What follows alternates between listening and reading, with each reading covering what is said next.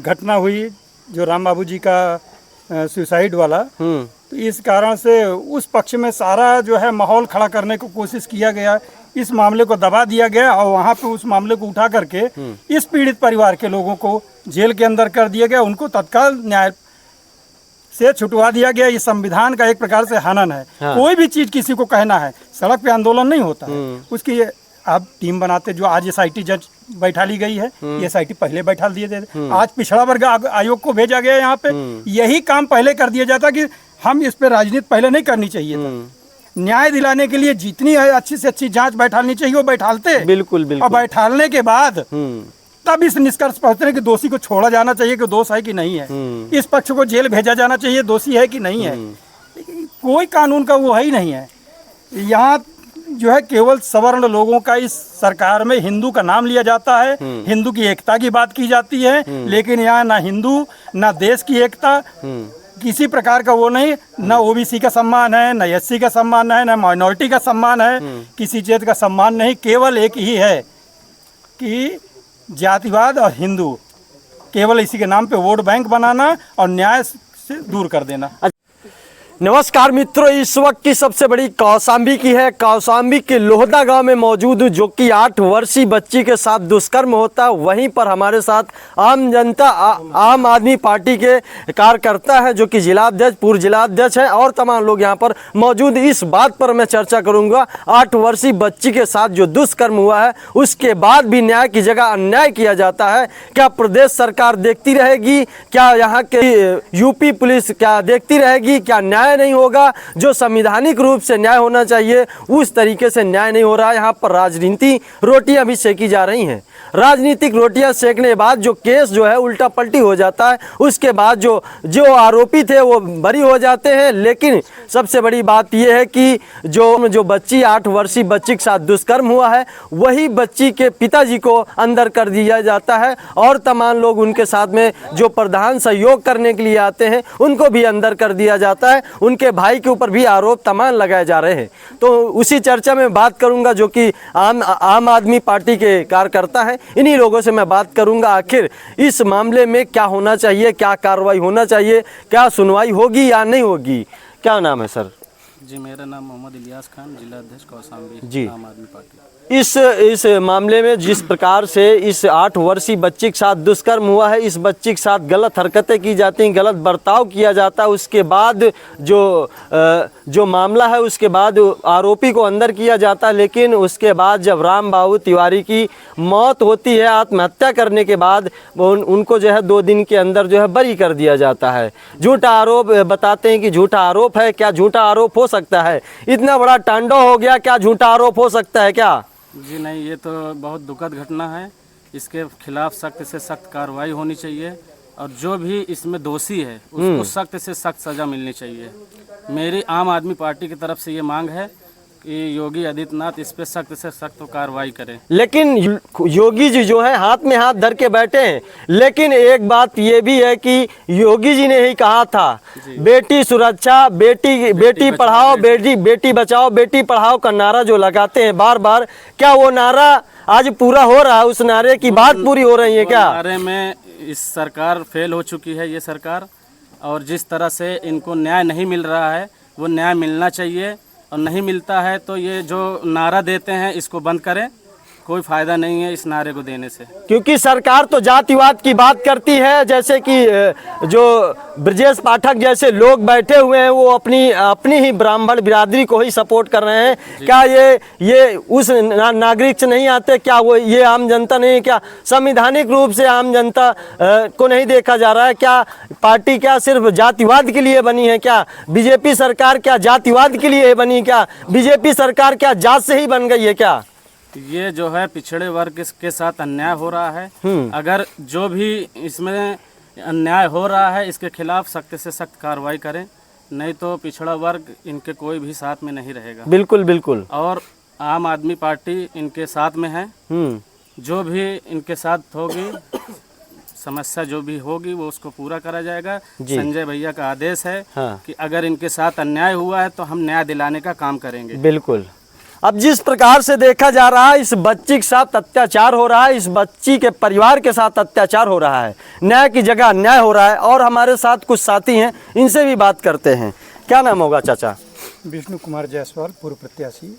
अभी जिस प्रकार से इस परिवार में अत्याचार हो रहा है, इस परिवार को न्याय की जगह अन्याय किया जा रहा है, क्या ये सही हो रहा है? हम न्याय के पक्ष के लिए ही आए हैं। न्याय की लड़ाई सड़क से लेकर के हमारे संजय भैया संसद तक लड़ेंगे बिल्कुल। और इसमें जितना भी हो सकेगा न्याय दिलाने का काम किया जाएगा।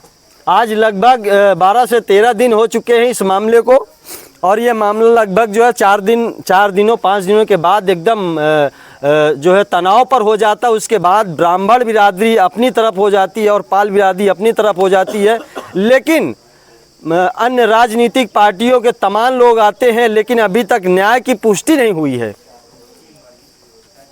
शुरुआत में जो यहाँ के अधिकारी थे जी, काम उन्होंने अच्छा किया था। उन्होंने इस घटना को जब सुना तुरंत उन्होंने एक्शन लिया। हाँ उस लड़के को उठा करके उन्होंने हाँ अच्छी धाराएं लगाई, पॉक्सो एक्ट भी लगाया, बंद भी कर दिया गया।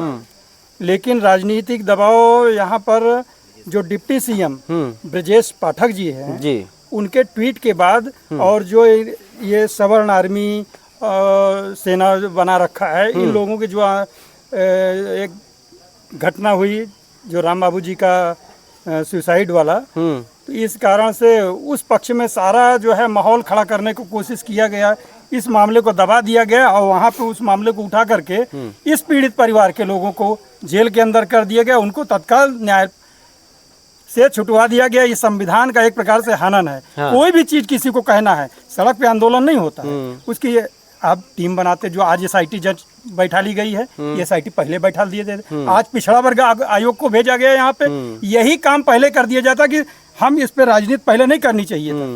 न्याय दिलाने के लिए जितनी अच्छी से अच्छी जांच बैठालनी चाहिए वो बैठालते। बिल्कुल और बिल्कुल। बैठालने के बाद तब इस निष्कर्ष पहुंचते हैं कि दोषी को छोड़ा जाना चाहिए कि दोष है कि नहीं है, इस पक्ष को जेल भेजा जाना चाहिए, दोषी है कि नहीं है। लेकिन कोई कानून का वो है ही नहीं है।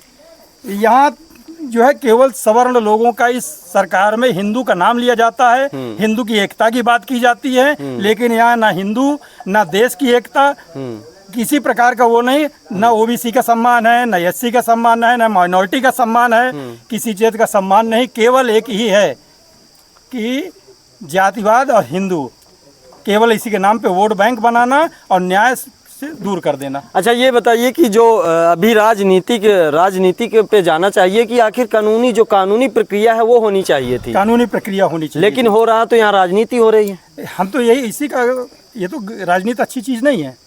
राजनीति होती है समाज की बातें उठाने के लिए, बिल्कुल, समाज को न्याय दिलाने के लिए, बिल्कुल। और यहाँ पर केवल लोग आते हैं, फोटो खिंचवा लिए, उस पीड़ित परिवार की आवाज कोई नहीं उठाने वाला। हमारी महिला अधिवक्ता भी आई हुई हैं उस परिवार के लिए, जहाँ तक लड़ाई हो सकी थी। जिला अध्यक्ष जी हैं, जहाँ तक उसको न्याय दिलाने, बच्ची को न्याय दिलाया जाएगा, वहाँ जितनी भी कोशिश है, ये सारी रिपोर्ट यहाँ से तैयार करके संजय भैया को पहुँचाया जाएगा और वहाँ से जो एक्शन लेना है और जैसा होगा इस बच्ची को न्याय दिलाने का काम किया जाए। बिल्कुल।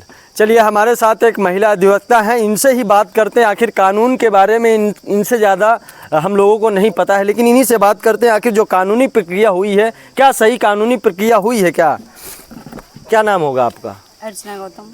जैसे कि अभी देख रहे हैं, जो यहाँ पर जो आरोप लगाए जाते हैं, लेकिन उल्टा आरोप जो है, जिसके ऊपर आरोप होने चाहिए उनके ऊपर आरोप नहीं है, लेकिन इनके ऊपर आरोप उल्टा लगा दीजिए। तो आखिर क्या मामला है ये? देखिए, मैं बच्ची से पूछी हूँ जी, बच्ची ने बयान दिया, ये घटना सचता है। ये हम ये कहना चाहूँगे कि जो जेल में बंद किए हैं उनको छोड़ा जाए। अभी तक मोदी जी कह रहे थे बेटी बचाओ बेटी पढ़ाओ, तो आज बेटी के साथ अत्याचार हो रहा है, कहाँ गए मोदी जी? अब वही चीज़ है ना, यहाँ पर सिर्फ यहाँ पर देखा क्या जा रहा है, यहाँ पर सिर्फ जातिवाद, सिर्फ राजनीतिक रोटियाँ देखी जा रही। आखिर बच्ची के परिवार को क्यों अंदर किया जाता है? आखिर जो दोषी है उसको क्यों छोड़ा जाता है? जो दोषी नहीं उसको अंदर क्यों किया जाता है? प्रशासन के लोग जेल तो भेज दिए उनको। हाँ। क्या प्रशासन के लोग देखे हैं इनको कि यही लोग मारे हैं? वही चीज़ है ना, आखिर आरोप इनको पर लगाया जाता है कि जो राम बाबू तिवारी हैं, उन्होंने एक बयान लिखे हैं अपने अंग में कि इतने लोगों के नाम हैं जिन्होंने मुझे जहर खिलाया। क्या सबूत, पक्के सबूत हैं क्या? उनके पास कोई सबूत हो तो देना कि यही लोग मारे हैं। जब वो थाने में सुसाइड करा, हो सकता थाने वाले ही मार डाले हों, वही चीज है। ये भी तो हो सकता है ना। कोई सबूत हो तो दे।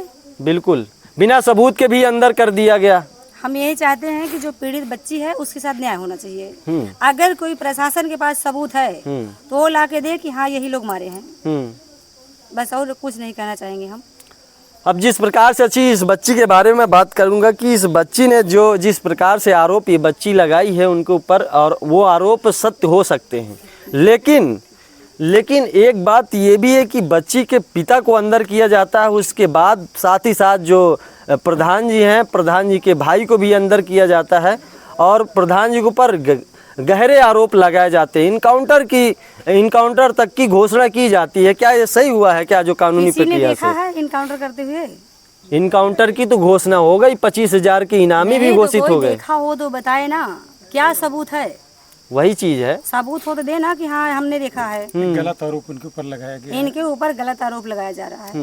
और जो बच्ची के साथ हुआ, बच्ची के साथ घटना सत्य है, क्योंकि बच्ची से हमने पूछा, बच्ची वही चीज बता रही है जो बच्ची के साथ सत्य हुआ है। अब जो हाई कोर्ट में बयान हुए हैं इंग्लिश में हुए हैं, तो ये भी तो गलत है ना।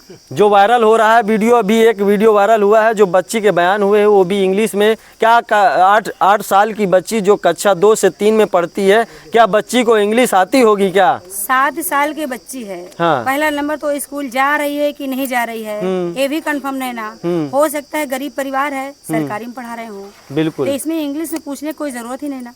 अब बच्ची इंग्लिश में, पहली बात तो बच्ची गरीब है, और गरीब बच्ची जो है वो सरकारी स्कूलों में ही पढ़ती होगी। अब उसको इंग्लिश कैसे आएगी? सही से ABCD भी नहीं आती होंगी, लेकिन जो उससे बयान किए गए हैं वो इंग्लिश में किए जाते हैं, और बच्ची साफ इनकार कर देती है, मुझे समझ में नहीं आता है, और वहीं से मामला जो है डिसमिस होते चला जा रहा है। बच्ची को कहाँ से समझ में आए? जब बच्ची अभी छोटे हो, खुद नहीं पहचान पा रहे कि हम कहाँ रहते हैं कहाँ नहीं, तो बच्ची क्या इंग्लिश में जवाब देगी? आप बताइए। अच्छे से हिंदी बोलना तो आ नहीं रहा है, तो बच्ची इंग्लिश में कैसे बात करेगी? ये तो उसके साथ गलत हुआ ना। बिल्कुल गलत हुआ है। अब जिस प्रकार से ये मामला जो है पूरी तरीके से घना होता जा रहा है, ये मामला पूरी तरीके से राजनीतिक रोटियां सेक रहा है। इस मामले की अभी तक पूरी कार्रवाई नहीं हुई है, और ये मामला देखते हैं कहां तक जाता है। इसकी पूरी सच्चाई आपको हम देते रहेंगे, और मैं यहीं से वीडियो को एंड करता हूं। फिर मिलता हूं नेक्स्ट वीडियो में, तब तक ले जय हिंद, जय भारत।